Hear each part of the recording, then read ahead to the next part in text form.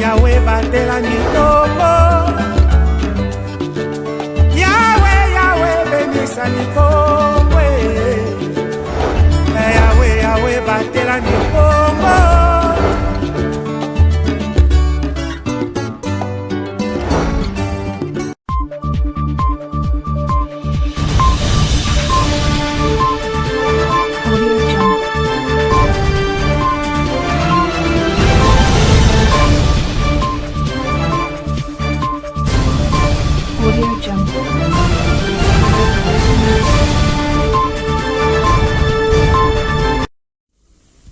Vous tenir informé au quotidien, c'est notre devoir, mesdames, messieurs. Bienvenue dans ce nouveau rendez-vous d'actualité sur Ma Bannière Télévision. Et retenez dans l'actualité locale que le policier qui a tiré en l'air lors de la manifestation des écoliers le samedi 7 octobre dernier à Matadi a été condamné à 5 ans de servitude pénale par le tribunal militaire des garnisons de Matadi le jeudi 10 octobre 2024. Ce reportage est signé Glodino Lucano. Poursuivi pour l'infraction de dispersion des munitions et violation des consignes, l'agent de la police nationale congolaise et garde du corps rapproché du maire de Matadi, Mapatika Layuma, qui avait ouvert le feu lors de la marche des élèves de quelques écoles publiques de Matadi qui exigeait la rentrée scolaire effective, a été jugé en flagrance et condamné à 5 ans de servitude pénale au paiement de l'amende de 150 000 francs congolais et la restitution à la police l'arme qu'il détenait par le tribunal militaire des garnisons. La sentence a été prononcée dans la soirée du jeudi 10 octobre 2024 sur le banc après plaidoirie de parti. Établi en fait comme endroit, les promotions de violation des consignes en temps de paix et les utilisations de missions de guerre avec la chance du prévenu précité. Les déclare coupables, en conséquence, les condamne à 5 ans de suivi pénal principal pour violation des consignes en temps de guerre, à 5 ans de suivi pénal principal pour dispersion des missions de guerre, faisant application de l'article 7 du code pénal militaire. Le condamne à limite peine la plus forte celle des 5 ans de suivi pénal principal. Ça, c'est comme il faut contrôler les fins d'expense pour avoir des contrats par corps, à défaut de paiement dans les délais légaux. Confirme sa détention.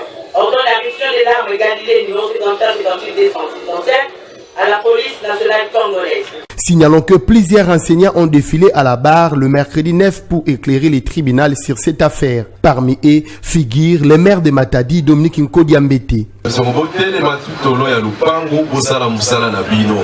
Après avoir été informé de son sort, le policier Mapatika Layuma a été conduit à la prison centrale de Matadi, communément appelée Kamulaï.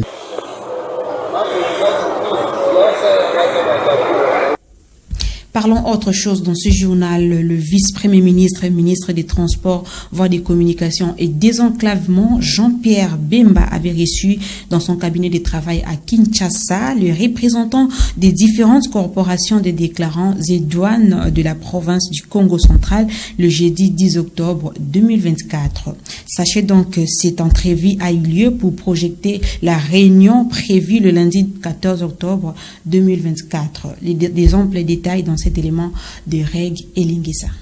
Après le préavis de boycott préalable à l'arrêt de travail et à l'organisation de manifestations publiques lancées à l'agence maritime Maersk Line Matadi par les différentes corporations de déclarants en douane, dans l'ère correspondance du 23 septembre 2024, ces derniers ont été invités par le vice-premier ministre, ministre du Transport, Voies des Communications et Désenclavement, Jean-Pierre Bemba Gombo, tel que stipule dans une correspondance du ministère de tutelle. Conduit par des élus nationaux de la ville portuaire et historique de Boma, ces représentants de corporations de déclarants en douane de la province du Congo central ont eu une pré-réunion avec le VPM pour préparer celle prévue le lundi 14 octobre 2024, comme l'explique la députée nationale Marie-José Nyongo Swami.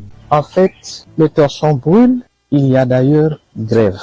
Il y a 3 principales préoccupations qui ont fait que les représentants des corporations de déclarants en douane puissent se retrouver à Kinshasa. Nous avons fait le tour d'horizon de tous ces problèmes avec le VPM. Par ailleurs, l'élu de Boma lance un message de paix à toutes les parties prenantes. Nous voulons demander à nos compatriotes, les déclarants en douane, de mettre un peu d'eau dans leur vin, de surseoir un peu tout ce qu'il y a comme tension afin de favoriser un climat apaisé dans les discussions qui vont se passer le lundi, mais nous voyons déjà le bout du tunnel. J'ose croire que le lundi, on va atterrir en douceur. Notons que cette réunion vaut son pesant d'or pour dissiper le malentendu. Et tournons de page pour parler justice à présent. Le vice-ministre de la Justice congolaise, Samuel Mbemba, était porteur d'un message du peuple congolais lors de sa rencontre avec le procureur général adjoint de la Cour pénale internationale le jeudi 10 octobre 2024. Quid de ces messages? Je vous propose de suivre cet extrait choisi par Reg Elingesa. Nous venons d'avoir une réunion avec le procureur adjoint de la CPI ainsi que les membres du bureau du procureur. À travers cette réunion, nous leur avons délivré le message du peuple congolais à travers son gouvernement, le gouvernement souminois, mis en place par son Excellence, Monsieur le Président de la République, Félix Antoine Tshisekedi Tshilombo. C'est un message d'incompréhension et de colère qui a été transmis à la Cour parce que aujourd'hui, s'il y a un endroit dans ce monde où l'on peut trouver les crimes qui relèvent de la compétence de la CPI, l'endroit par excellence, c'est la RDC. Et le peuple congolais ne comprend pas pourquoi. Pourquoi, alors que les statuts de Rome permettent à la Cour d'agir même sans être saisie, mais la RDC a transmis 2 renvois de situation à la Cour et jusqu'aujourd'hui, il n'y a pas de réaction. C'est ce message que nous avons transmis, le bureau du procureur en a pris acte.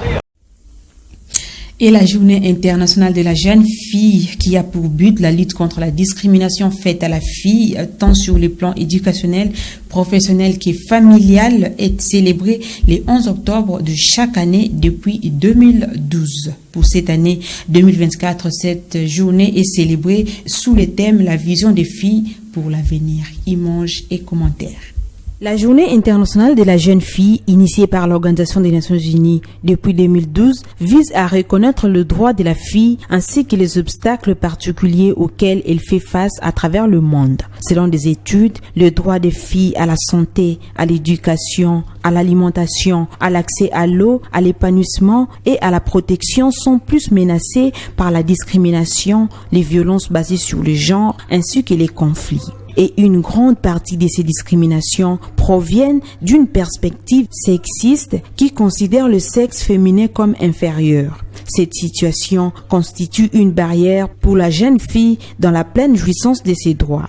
Conséquence, le mariage précoce, l'exploitation sexuelle de la jeune fille et les difficultés financières familiales s'accroissent, surtout dans les pays non développés. À l'occasion de cette commémoration, l'Organisation des Nations Unies rappelle la communauté internationale à une prise de conscience sur la prise en compte des droits de la jeune fille, surtout son accès à l'éducation et à l'emploi, qui constitue un instrument puissant pour le développement et la lutte contre la pauvreté mondiale. Dans ce même chapitre de la célébration de la journée internationale de la jeune fille, célébrée ce vendredi 11 octobre, de jeunes filles matadiennes ont partagé leurs expériences sur le droit de la fille dans la société. Suivez Marina Ochocho et Kéliane Wonzele au micro de nos rédacteurs.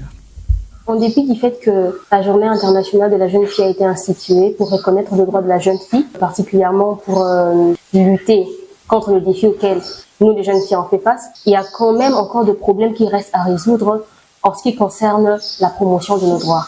Plusieurs jeunes filles sont victimes de la violation de leurs droits. Le mariage précoce, même si on pense que c'est un fait qui ne se produit plus, qui n'a plus son ampleur, mais les jeunes filles aujourd'hui continuent d'être victimes. Dans le cas d'une jeune fille quelconque tombe enceinte, moi j'ai une amie qui a été grosse et puis ses parents ont décidé d'aller la déposer chez l'homme qui était l'auteur. Elle a dû abandonner ses études pour devenir mère à son jeune âge, ce qui a entravé qu'elle jouisse pleinement de son enfance et de son droit à l'éducation. Il y a aussi les violences basées sur le genre. Sur tout le domaine de la vie, que ce soit à l'école, dans des familles ou encore à l'église. J'ai été chef de promotion depuis l'âge 1. C'était vraiment compliqué parce que tous les garçons se sont opposés comment une fille peut nous diriger. Ça a créé des problèmes et jusqu'à aujourd'hui, certains d'eux, on n'entretient pas vraiment une bonne relation malgré le fait qu'on soit amis. Mais jusqu'à présent, je dirige quand même, malgré les garçons qui se sont présentés dans l'auditoire pour essayer de conscientiser les autres de ne pas voter pour moi parce que j'étais premièrement une fille et pour eux, une fille ne peut pas diriger les hommes. Moi, je me suis opposée. J'ai dit à tout le monde que non, une fille peut aussi dire quelque chose. Et ma vision à moi, c'est pas d'être une femme au foyer. À toutes les jeunes filles qui se disent, je peux absolument rien accomplir, j'attends le mariage, non. Je vous excite pas à être rebelle, mais je veux juste que vous puissiez porter votre voix un peu plus haut. Aujourd'hui, tu peux être chef de famille étant une femme, mais on compte aussi sur toi. Tournons de page pour parler sport à présent. Premier du groupe H, la République démocratique du Congo a battu les Taifo de la Tanzanie par 1-0 le jeudi 10 octobre 2024 au stade de Martyrs de la Pentecôte lors de la première manche de la double confrontation comptant pour les éliminatoires de la CAN 2025. Lino Lucano en dit plus. Les hommes du sélectionneur Sébastien Desabre ont battu les Taïfans de la Tanzanie le jeudi 10 octobre 2024 au stade de Martyrs sur le score de 1-0 pour le compte de la troisième journée de ces éliminatoires. L'unique but de cette rencontre a été un autobus marqué par l'attaquant tanzanien à la 55e minute de jeu sur un coup de tête de l'international congolais Chancel Mbemba. Et il y a but de la RDC. Malgré les multiples incursions de part et d'autre, ce score est resté inchangé jusqu'à la fin du match. Grâce à cette victoire, la RDC consolide sa première place du groupe avec 9 points, 4 buts marqués et 0 but encaissé. Notons que la manche retour de cette double confrontation est prévue le 15 octobre de l'année en cours au stade Benjamin Mpaka de Dar es Salaam à Tanzanie. Dans le même groupe, la Guinée accueille l'Éthiopie le samedi 12 octobre en Côte d'Ivoire. Et c'est par cette actualité sportive que nous clôturons cette édition du journal. Mesdames, Messieurs, merci de nous avoir suivis et bonne suite des programmes sur ma bannière télévision.